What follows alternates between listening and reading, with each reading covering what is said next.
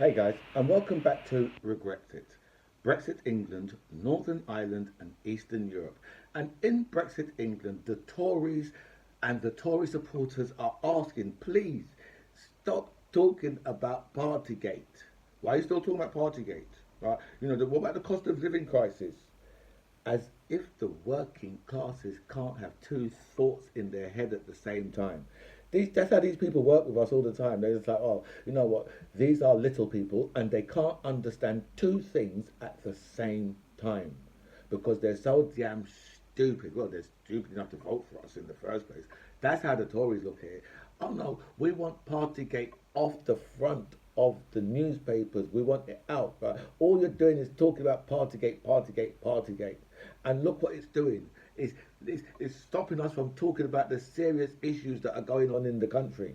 It's stopping us talking about the cost of living crisis. And when it comes to the election, the electors are going to remember this time. These people really take us for some damn idiots, for real fools. Right? We can think about several different things at one time. They believe it's only them that can do that, but we can also do that. We can think about loads of different things at one time. It's not, these people just think to themselves, well, what we're going to do is, as soon as the elections start coming, what we're going to do is we're going to start increasing so people have more money in their pockets. And these fools will fall for it every single time.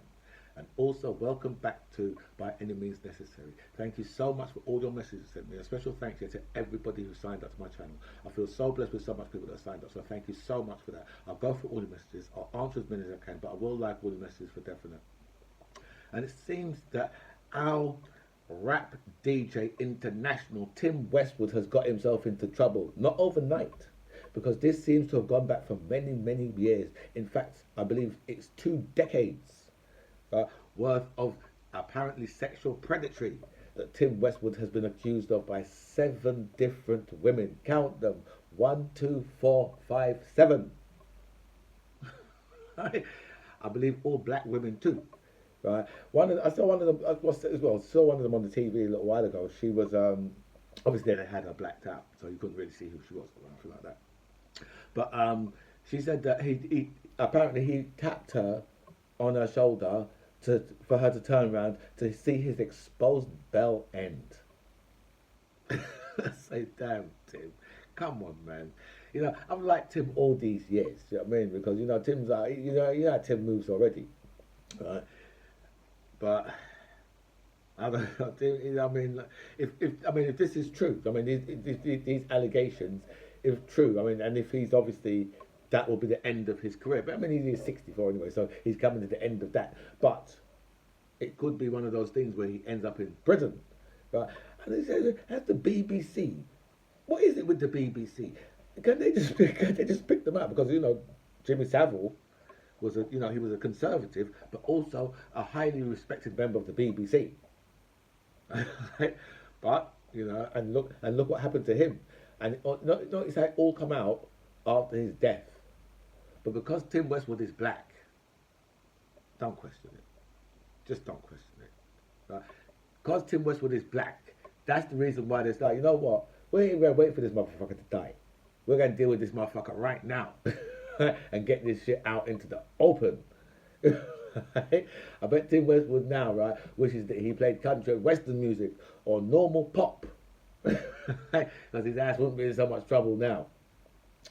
Right. Russia have threatened to cut off the gas to Poland and Bulgaria today. And the Polish have said, you know what, if you do that, yeah, you don't need to ever start pumping us any more gas again after that.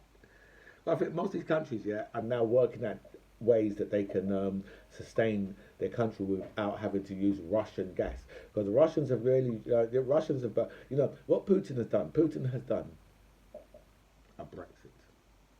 He shot himself in both feet and both hands because I mean the Russian economy, or in the Russian economy, especially coming towards Europe, right, is going to be finished because I can't see any of these guys actually buying Russian oil, especially in a few years' time, because obviously they can't cut it off straight away. But in a few years' time, I can't see them ever buying Russian oil, especially if Putin is in charge.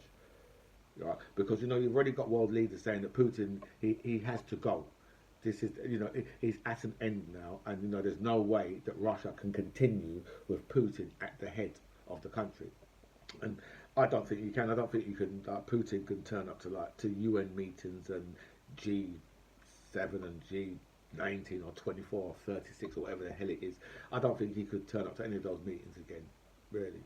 And plus, there would have to be an international warrant out for him, because obviously there are war crimes that have been committed here.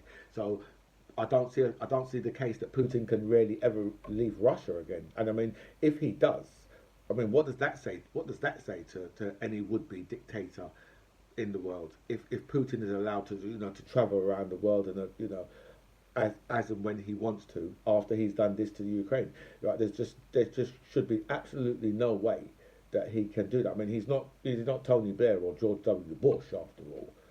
Only those type of leaders can murder. But then again, he is white, so there is a strong possibility that he will just be able to travel around the world, and one day we might see him, in the traveling down in a carriage with I doubt the Queen would be alive, to do it, but with a King Charles at that point, say a young King Charles. I don't mean young in age. I just mean he wouldn't have had the title for maybe for very long, because his mother looks like she's going to hold on to at least 101, maybe 102. Right, so it looks like Charles has still got a long wait, right? And he's already a pensioner, so he's still got a long wait on his hands for that, right? So so the Russians, they haven't cut it off yet, but it's early in the morning still, so we never know, but they have threatened to do that, so we're going to see. And obviously Vladimir Zelensky has said, you see what he's trying to do, obviously in a more Ukrainian accent though. And the editor of the Daily Mail, right, has refused to meet the Speaker of the House over Legsgate. Yeah, over Angela Rayner's legs. Right? You just have to look at this and just think to yourself, what these Tories are. They're these guys must be there, twiddling their bow ties, thinking, oh, a great bit of totty. They're just psyched. They're just like all you Red Wall voters, right? How do you feel, right? Voting for the person, right? For them people, right? Who, because this is like, it's like sexism and classism. Because do you think, right, if Angela Rayner went to Oxford, that they would treat her in this way? They won't treat her in this way if she went to Oxford or to Cambridge. No way. But they can, because you know what? She's from the working classes and she should know her place better. And that, right, you people from the Red Wall need to think about that with your racist selves. Damn Egypts. And Lindsay Hoyle, the Speaker of the House, has decided that he wants to summons, right, the editor of the Mail, right, to see him and say, well, who the fuck do you think you is? Right, seriously, right? Where the fuck do you think you are in Russia? You can't edit, you can't. And he done it in public. That is the confidence, right, that the Tories have, right? And Lindsay Hoyle, yeah, he's one of the lighter members, I mean, of the Tories, right? And he thinks that he has got the right to call in one of the major papers to come and see him in his head, as the head man in his head office, right? Like he's the Don. Like, seriously, these people have lost their motherfucking minds. Right? I think that's what Lindsay Hoyle has done. Right? When I tell you, right, he's overstepping. Right? He's overstepping. Lindsay, this is not North Korea, pal. Okay? It's not Hungary. Right? You're not motherfucking Viktor Orban. Right? Seriously, you need to seriously, he needs to read the rules, right, of the press. Because if he thinks, right, and you see, he is, he's allowed the Mail, right, to turn this now, right, about them, about like the more about the Tories, right, by now the males just say, well, who the hell do you, what are you doing? You can't do that. That's why the editor could just say, fuck off, I'm not coming to see you. What the fuck am I coming to see you for? You can't tell me what the fuck to do. Right? Go to fucking the people who regulate the newspapers if you've got a problem. Piss off. Seriously. The government have been having brainstorming meetings about the cost of living crisis. Because they're like, you know what, we are out of ideas. We've got no plans. We've got no ideas. We don't know what to do. How are we going to help with a cost of living crisis? I mean, what could it take? Seriously, this is what these guys are. This is what these guys are in their brainstorming meeting saying. What's it going to take? What is it, right? That people who are less well off, what do they need to get them through this? To get them through this crisis? What is it they need? What could we do to help? I don't know. I just think, well, look, if you run out of petrol in your car and you haven't got no money on you, and you've got no wallet, you haven't got your wallet on you, right? So you've got no cards, you've got no money, you've got no cards, and you've run out of petrol, right? And you're 10 miles from your house. You haven't even got your phone. With the phone, someone to help you, you ain't got your phone. And you're just there, and you're standing there, and you think, oh, God, and you've got a petrol can. Someone walks up to you and says to you, well, are you okay? Because they see you're distressed. And say, are you okay? You say, yeah, but I've run out of petrol, and I've got no money on me, and, you know, there's my car right there, and I've got a petrol can, but I've got no money on me, and I've run out of petrol. They said to you, okay. Would this £5 help you? Yeah. Thank you so much. A Tory MP would come up to you and say to you, oh, because you're in real distress. Oh. What could I do to help? That's what they're thinking in mind. What could I do to help? They know your whole situation. They'll go into a petrol station, they'll come back out, and they'll give you a bottle of water and say, oh, there you go. How the fuck is that helping me? How the fuck is a bottle of water fucking helping me in this situation? Right? These people haven't got a clue. You know what will help people? Cash will help people. That's what will help people. Right? Right? And because next thing they'll be saying, well, you know, how are we going to get cash to help people? What are we going to do? Don't come to us with none of that fucking bullshit. Fuck off with all that fucking bullshit, right? We've just seen all the fucking money you've handed out to all your fucking friends and your fucking donors, okay? Over PP and some fucking app, 37 fucking billion pounds. Where the fuck did you find that? Right? So don't come to us and tell us about fucking money. Fuck off. Right? I get too upset about this shit. Seriously, especially when you've got people who treat us as if we're fucking pets, as if to say, there. What could we do to help? How could we possibly help? What would we say? Well, I'll tell you what. If you was in a situation now where you're talking to a Tory MP now, you're in a situation where you can't pay your gas bill. Don't be like, what are you talking about? Can't pay the gas bill. It's preposterous, old man, preposterous. No, seriously, you can't pay the gas bill. What would you do? Oh, go and see the people who hold my trust fund and ask for a little increase. I mean, what else would you do? How stupid! That's a stupid question. Yeah, we don't have trust funds, you fucking idiots. That's how these people live. They believe in their mind, right? They actually say this out loud. What could we do to help? Cut some money off the price of fucking petrol and diesel. Cut some money off the price of gas. Right? You know, cut the green levy off and take off the VAT. You know, even with all those things, right? You know, even if with all those things and they gave us a universal basic income, it's not even like people could say to you know what, I'm going to take that universal basic motherfucking money, I'm going to put it in the bank. No, because you know something, even before the cost of living crisis, yeah, we was all fucked up with how high the cost, with how high everything was in this country.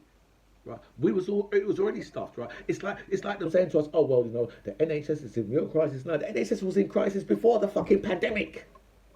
It's just in extra crisis now because of the mismanagement, right? You know, of all these governments that we've seen. Right? Listen, listen. Most of the NHS problems have really started in the last 12 years. You know, the Tories have come in and they've just slashed everything. So that all of that, right? But when you talk about mismanaged of the country, right? You know, Labour is just as much to blame. You know, Tony Blair's Labour is just as much to blame, right? As the Tories, right? Because remember, Tony Blair was never ever Labour. He was always a Tory. So this is the reason why these people cannot understand the cost of living. You think that Keir Starmer can understand the cost of living? No, he can't. I tell you who can. Angela Rayner can. But you know what? She's been shut down. She's not allowed to run her mouth off, because if she runs her mouth off, right, all you get is Tory. All you get is, you know, even people who are working class talking about, oh, you know, well, Angela, she should know her place and all this type of bullshit, right? When I hear working class people coming on, right, and running down Angela Rayner, I'm just like, what the fuck? Right, seriously, right? You know. It's like, seriously, the working classes, right? The level of stupidity that the working classes show. That's why you can have a government in there that don't understand, right? That, you know, a cost of living crisis, right, means that you need more cash. It's simple. It's not. It doesn't take a fucking scientist to work it out, right? Imagine if you just walked out of a fucking desert. You just walked out of a desert, right?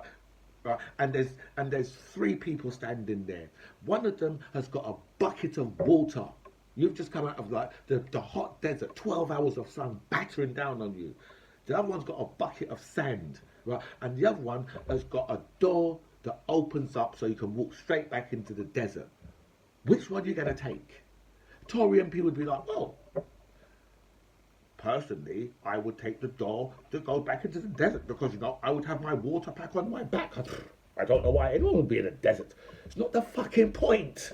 The point is you need fucking water, right? You need the person to take one glass of water out and fling the bucket over you and then give you the rest to drink. Right? But these people, right, can't work that out. They can't work out, you know, your cost of living crisis is down because you haven't got enough motherfucking money to live.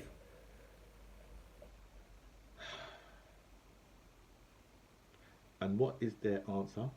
Their answer is we want to privatise the DVLA and the passport office, because you know what these people are doing? They're staying at home, right? And they right, are working from home, and they've made the whole thing much less efficient. Now people's waiting 8-9 months, right, to get their licenses renewed. HGV drivers can't have their license renewed. So what we're going to do? We're going to privatise that shit. That's what they're looking to do now.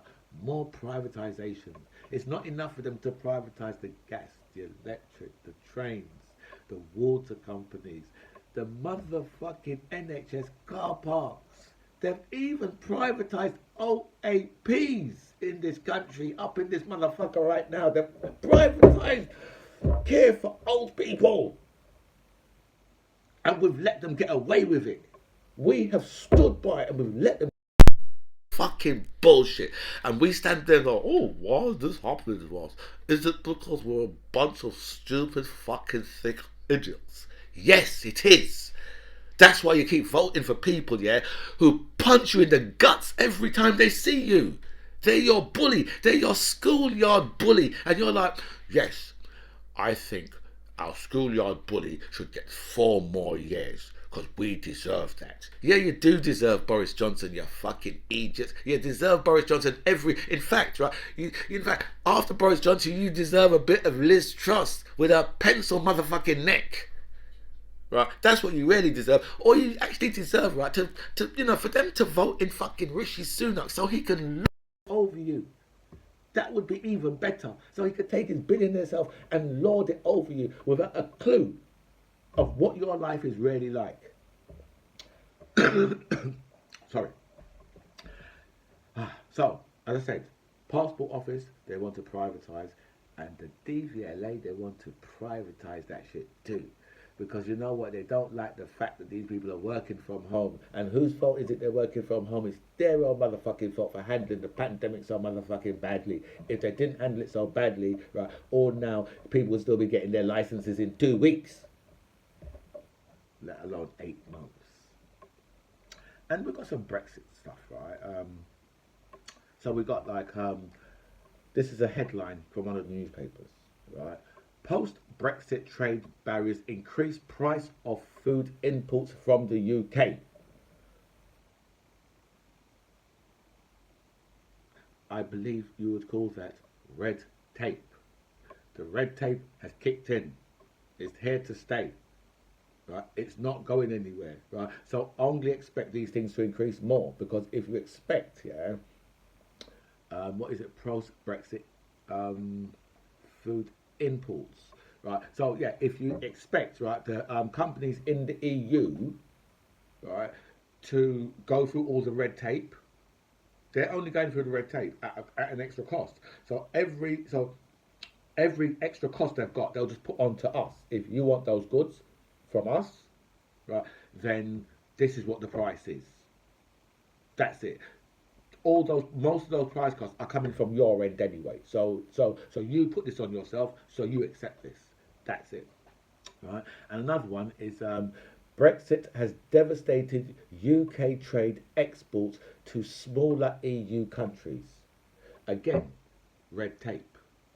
Okay? Our firms over here, right, rarely need that business. EU firms don't need to supply to us.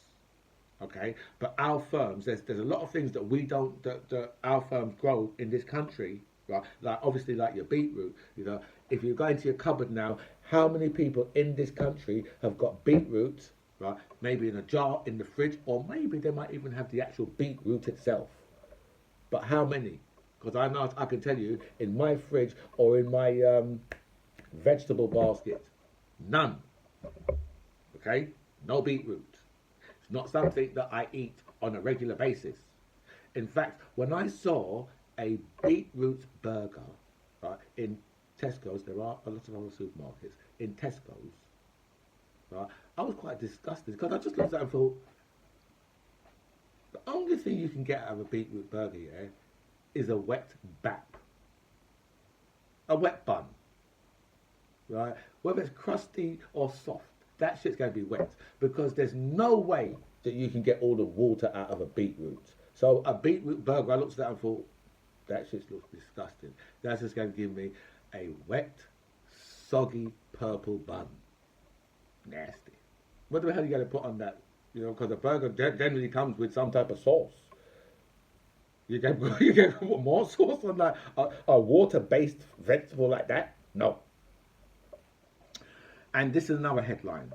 Boris Johnson's Brexit deal causing untold misery as trade exports plummet to the EU. And right there is what you call a oven-ready trade deal. It wasn't in the oven yet. It was still in the freezer. In fact, it hadn't even been made by Finders. I'm sure there are plenty of other companies who make fast ready meals as well. Anyway, guys, look, I've gone well over my time again, and I didn't really mean to, but I did have a lot of stories to get through. Anyway, look, this is By Any Means Necessary. I'm DMC John Reeves. It was really nice to speak to you guys. Comments below.